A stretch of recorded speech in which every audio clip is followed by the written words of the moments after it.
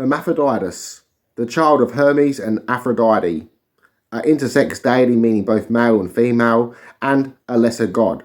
This he, she, they, them had their pronouns sorted before it was cool to forget what sex you were, and was depicted in Greek and Roman art as a female with male genitals and sometimes as a bearded man with female genitals, having the transgender community in awe and in jealousy. Jokes aside, Hermaphroditus was actually born a young, beautiful male child, and was raised by Naiad, a nymph, by the orders of his mother, Aphrodite. A nymph being a nature or water spirit, and sometimes they are lustful. Hermaphroditus, then becoming bored with all his surroundings at the age of 15, would decide to go on an adventure and would travel. And in his travels, he would travel to Saria, and when he reached the woods of Saria, to which he would encounter a nymph named Salmasius.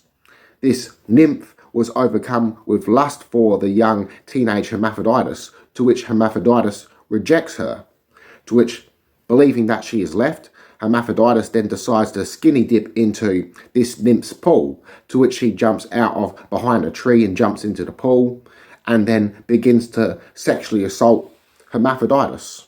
So during these messed up events, the nymph wraps herself around Hermaphroditus and calls out to the gods, let them never separate, to which her wish is granted, and the two become merged into one, being both male and female, to which Hermaphroditus then prays to his mother and father, being Hermes and Aphrodite, that anyone who bathes in this same pool as them also be transformed into a male and female.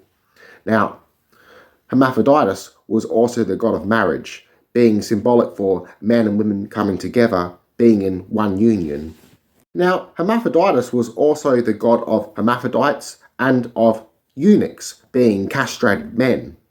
Now, Hermaphroditus was also symbolized by a bow and arrow, and also by hearts, wings, and by kisses. Now, in worship to this god, males and females would sacrifice an animal in front of a statue of Hermaphroditus, also sometimes referred to as Aphroditus, being the masculine equivalent of Hermaphroditus, being mostly depicted with a beard.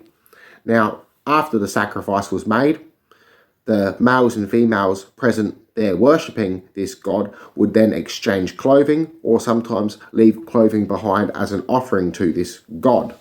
Now, those who believed in this god also believed that their fertility or reproduction capabilities would also increase, as well as their lovemaking skills. So I hope you enjoyed this weird little video on Greek mythology. Please like and subscribe if you haven't already done so, as it helps the channel grow. Peace and love.